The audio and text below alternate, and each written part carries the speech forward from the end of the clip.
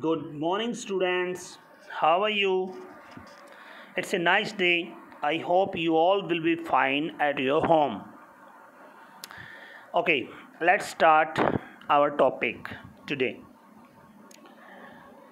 In our last video, we have done till agent are not expressed in passive sentence. अर्थात पिछली video में हमने वहाँ तक कर लिया था जहाँ तक एजेंट जो पैसिव वॉइस में एक्सप्रेस नहीं किए जाते और इंटेरोगेटिव सेंटेंसेस भी सभी प्रकार के वो हम लास्ट की वीडियोस में कर चुके हैं। आज की नई वीडियो में हम आगे करते हैं। नेक्स्ट पॉइंट है सेंटेंस विद मॉडल्स। ये सिंपल ही हैं, बस कह लो मॉडल हैं जो बिल्कुल स्टार्टिंग में थे, यहाँ अलग से दिए हुए मैंने। तो ये अलग वाक्य जो मॉडल हैं, वैसे सिंपली बस ये कह लो हेल्पिंग और अब उनमें इज़ आर एम वाज और हैज़ हैव हैड की जगह मॉडल हैं। तो देखते हैं, यदि किसी वाक्य में कोई मॉडल एक्सिलरी वर्ब का प्रयोग किया गया है तो हेल्पिंग वर्ब हमेशा बी, हेल्पिंग वर्ब के बाद हमेशा बी लगता है। मॉडल की स्थिति में कोई परिवर्तन नहीं होता है। शेष वाक्य पैसिव पूर्व निर्धारित नियमानुसार बनाएं। अर्थात जो पहले नियम बता चुके हैं वीडियोज़ में वो सेम रूल अप्लाई होंगे। हेल्पिंग वर्ब कोई भी मॉडल है तो वो सेम रहेगा सिवाय विल सेल के। मैंने कल भी बताया था वीडियो में, ऐसा हो सकता है विल आया है अभी और जब सब्जेक्ट ऑब्जेक्ट चेंज करे तो सेल आ सकता है, या शुरू में सेल आया है ऑब्जेक्ट सब्जेक्ट चेंज करे तो विल आ सकता है। सिर्फ विल और सेल को छोड़कर बाकी सभी मॉडल्स को जो भी मॉडल आया है वो एज इट इज लगाएंगे, इनके बाद बी लगता है, चाहे वो विल सेल है या ये मॉडल हैं, बाकी सेम रूल अप्लाई होता है। जैसे Sita could help him, simple वाक्य है तो पहले हिम का क्या बना दिया ही, फिर कुड है तो सेम कुड, इनके बाद बी लगता है तो बी। हेल्प की थर्ड फॉर्म हेल्प बाय, अब सीता नाउन है तो Sita. I will write a letter, अब यहाँ पर विल इसलिए आया क्योंकि इन्होंने आई के साथ विल लगा रखा है। लग सकता है कंडीशन में अगर वो अपनी विलिंगनेस बता रहा है डायरेक्ट में, वैसे सिंपल फ्यूचर में आई के साथ से लगता है, लेकिन विलिंगनेस है ये उसकी विलिंगनेस ही मानो। मैं लेटर लिखूँगा तो वहाँ पर पहले से विल आया है और लेटर के साथ तो लगता ही विल है। तो a letter will be written by, I बदल गया me by me. You must write a book must be written by you. She should obey your parents, should का शुड आ गया, बी लग गया, ओबे की third form obeyed by her, she बदल गया हर में। I may purchase a pen may be purchased by me, यानी सिंपल थे, बस क्या था मॉडल एज इट इज और बी का प्रयोग। अब नेक्स्ट इम्पोर्टेंट पार्ट है इम्पेरेटिव सेंटेंसेस। वाक्य कितने प्रकार के होते हैं अगर हम सिंपली देखें तो assertive, interrogative, negative. Assertive negative तो एक ही मान लेते हैं, बस थोड़ा ही फ़र्क है नेगेटिव यानी नोट का। इंटेरोगेटिव, फिर है इम्पेरेटिव, फिर आता है ऑप्टेटिव, एक्सक्लेमेटरी एट्सेट्रा। तो इम्पेरेटिव सेंटेंसेस वाले करेंगे पैसिव वॉइस। इम्पेरेटिव सेंटेंसेस ऐसे वाक्य होते हैं जिनमें आदेश यानी ऑर्डर, रिक्वेस्ट, सलाह यानी सजेशन, एडवाइस आदि का भाव व्यक्त होता है। ऐसे वाक्य सामान्यतः मुख्य यानी प्रिंसिपल वर्ब से शुरू होते हैं। मुख्य क्रिया यानी वर्ब की फर्स्ट फॉर्म से शुरू होते हैं ये वाक्य इम्पेरेटिव सेंटेंसेस।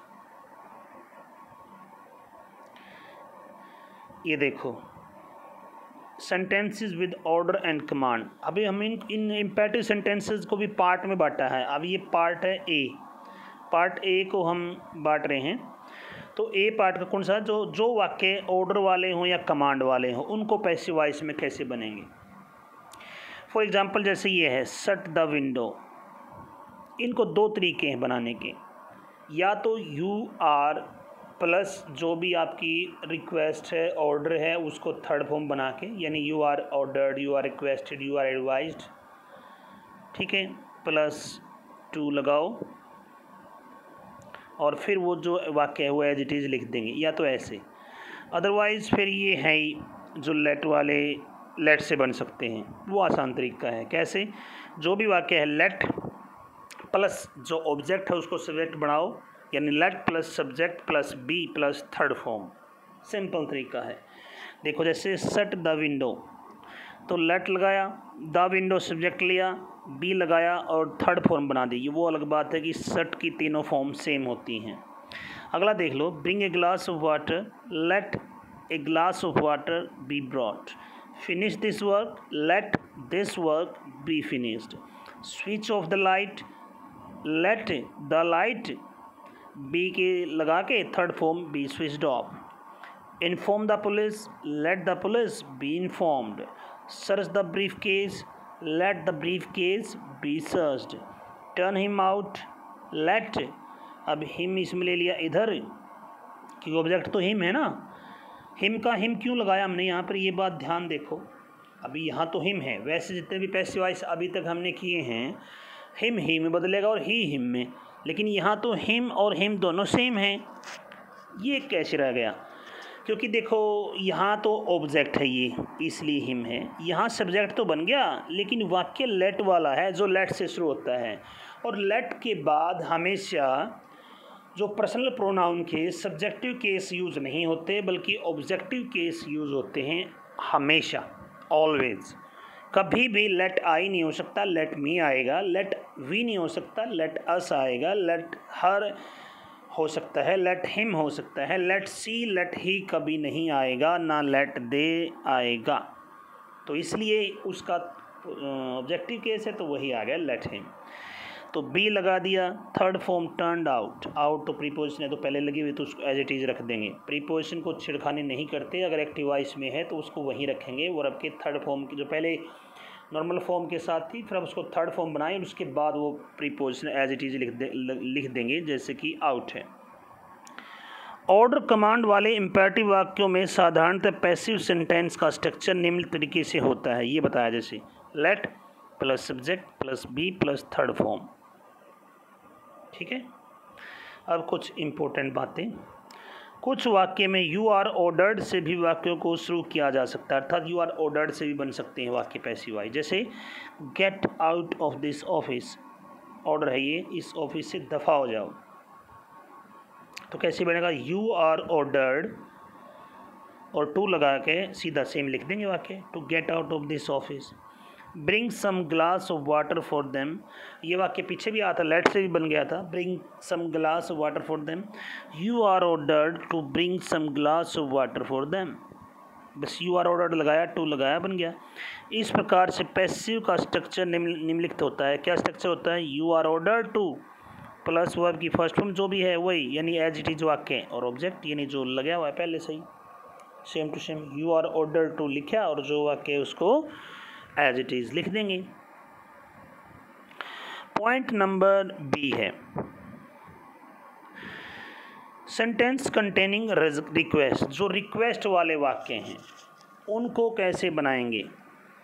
इनको लेट से नहीं बनाते, इनको यू आर रिक्वेस्टेड से बनाते हैं। जो भी वाक्य रिक्वेस्ट कर रखी हो, यानी प्लीज़ आया हो तो कहीं भी वाक्य में, जैसे please open the door, please help that lady, take this seat, please give me a book, do it me for me please don't disturb me, सब वाक्य में प्लीज़ आया है। तो ऐसे वाक्य में पहली बात तो प्लीज़ हट जाएगा जब हम उनका पैसिव वॉइस बनाएंगे।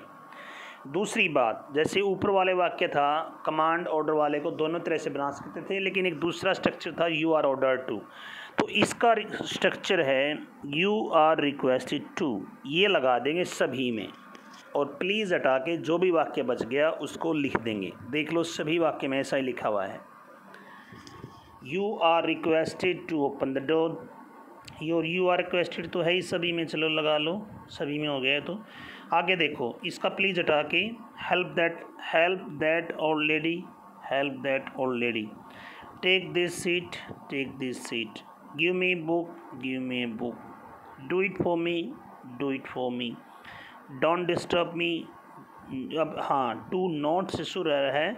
अगर कोई सीधा इम्पेरेटिव सेंटेंस असर्टिव है यानी नेगेटिव वाला नहीं है तो टू से होता है, और अगर डू नॉट से शुरू हो रहा है तो फिर नॉट टू हो जाएगा टू की बजाय, बाकी से डिस्टर्ब मी।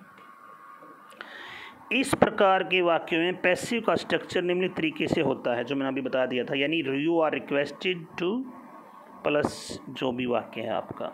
हाँ, टू नॉट से शुरू है तो you are requested not to, फिर टू नहीं, not to. Okay, next point number C, sentence with suggestion.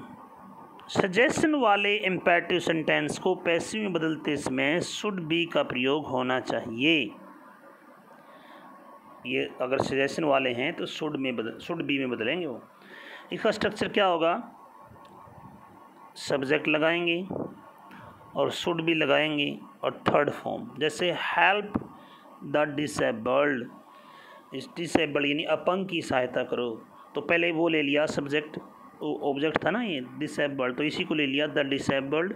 अब शुड भी बताया लगाना है, शुड बी, और थर्ड फॉर्म हेल्प की, help should be help. Listen to me, अब अम्मी का हो गया आई और शुड बी, और लिसन की थर्ड फॉर्म लिसन, टू तो लगेगी क्योंकि प्रीपोजिशन पहले से ही है। Help the needy and poor, the needy and poor should be लगाना ही था, should be helped. Always speak the truth, the truth should always be spoken. अब इसमें बी शुड और बी अलग अलग होगी क्योंकि बीच में ऑलवेज लगा दिया, ये अगर ऑलवेज से शुरू है तो हम बीच में लगा देते हैं। Love the kids should be loved. Hear him now, उसको अभी सुनो, he should be heard now. Help your dear and near, अपने नज़दीकी और प्रिय की सहायता करो, your dear and near should be helped. Love your country should be loved. तो अब इसमें जो ऐसे वाक्य सजेशन वाले हों कि भाई गरीबों की सहायता करनी चाहिए, माता पिता की सेवा करनी चाहिए, सच्चाई बोलनी चाहिए, झूठ नहीं बोलनी चाहिए, सजेशन वाले इम्पेरेटिव सेंटेंस हैं, तो उनको कैसे बनाएंगे, सब्जेक्ट लिखो। हालांकि ये वाक्य इम्पेरेटिव हैं और ये बन गए असर्टिव टाइप, यहाँ पर सब्जेक्ट पहले आए, यहाँ पर सभी में वर्ब पहले आई है, तो लेकिन फिर कैसे बनेगा, subject plus should be plus third form. Okay, ये कुछ बच्चों ने बिल्कुल नया पॉइंट देखा होगा, लेकिन आसान है, समझ में आ गया होगा।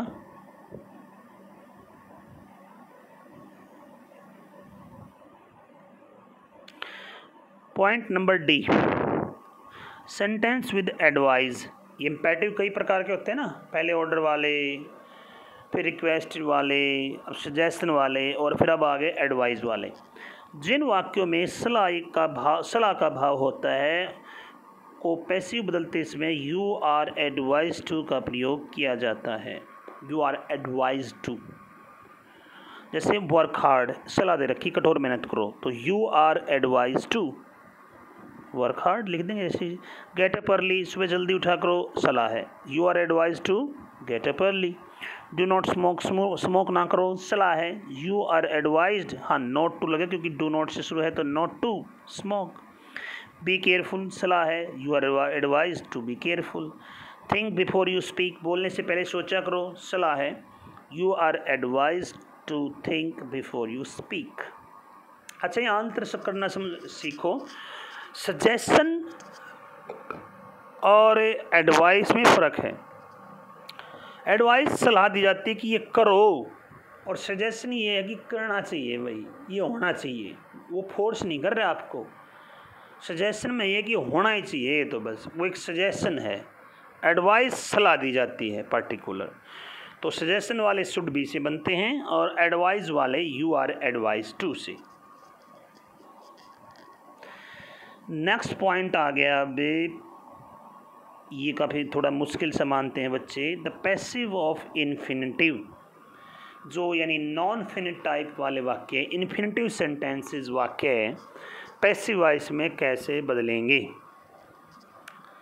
काफ़ी इम्पोर्टेंट है। और थोड़ा इनमें से इन जितने भी वाक्य टाइप के वाक्य थे उन सब में थोड़ा सा मुश्किल, तो ध्यान से देखते हैं। एक्टिव वॉइस में इन्फिनिटिव वाले वाक्य को सामान्यतः स्ट्रक्चर इस प्रकार का होता है, कैसे, जो एक्टिव वॉइस होगा, सब्जेक्ट होगा इज आर एम में से, या is are am, was, were, has, have, had, इनमें से कोई एक, plus to plus first form, to के बाद हमेशा फर्स्ट लगती है, फिर ऑब्जेक्ट। स्ट्रक्चर ऐसे मिलेगा। ऐसे वाक्यों का पैसिव स्ट्रक्चर निम्न प्रकार से होगा। ये तो एक्टिव वॉइस का स्ट्रक्चर है, उनका पैसिव वॉइस कैसे बनाओगे, सब्जेक्ट वही, फिर is, are, am, was, were, has, have, had, इनमें से कोई जो भी हेल्पिंग रहो वो एक, प्लस टू, जहाँ टू आया था लेकिन टू के बाद बी लगा देंगे, टू बी, और फर्स्ट फॉर्म थी उसको थर्ड फॉर्म बना देंगे, थर्ड फॉर्म बाय, और फिर एजेंट लगा देंगे। ऐसे पैसिव वॉइस वाक्य बन जाते हैं इन्फिनेटिव सेंटेंस के।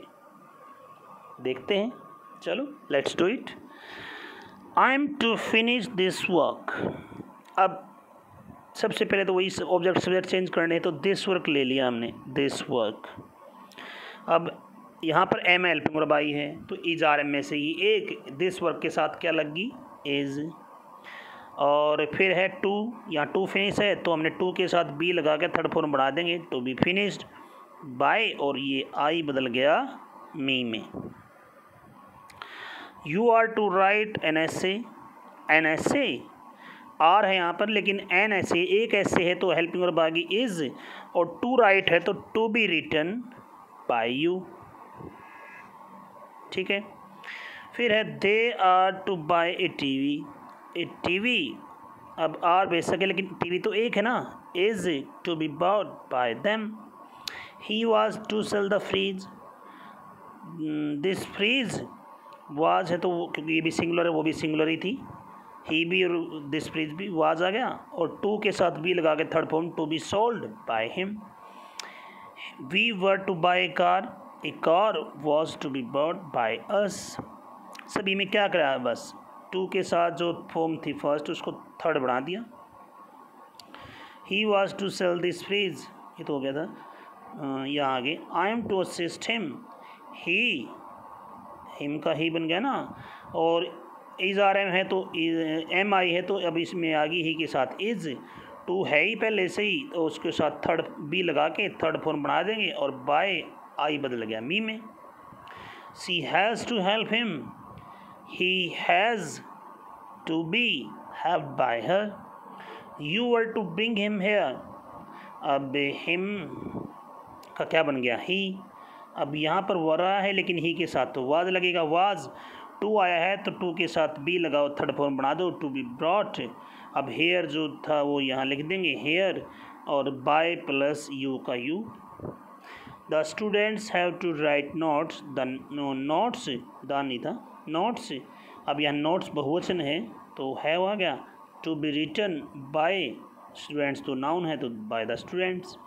Harish had to complete this work had to be completed by Harish. Ramesh has to repair this car has to be repaired by Ramesh.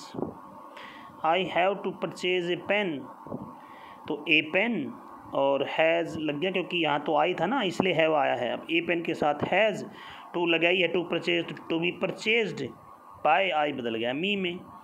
अब you have to choose house, a house has to be chosen by you.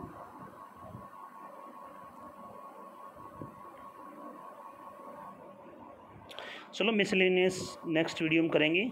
आज का यहीं तक कुछ जो हमने imperative वाक्य की आज की वीडियो में, और इन्फिनेटिव वाक्य ये मोस्ट इम्पोर्टेंट है वॉइस में। तो आशा करता हूँ कि आपको अच्छे से समझ में आ गई होगी। फिर भी अगर समझ में नहीं आई है तो वीडियो को दोबारा देखो, प्रैक्टिस करो, कॉपी में सोल्व करने की कोशिश करो एक्सरसाइज देख के, और समझ में आ जाएगी। और अगर वीडियो अच्छी लगी तो लाइक करो, सब्सक्राइब करो। Thank you. Bye. Have a nice day.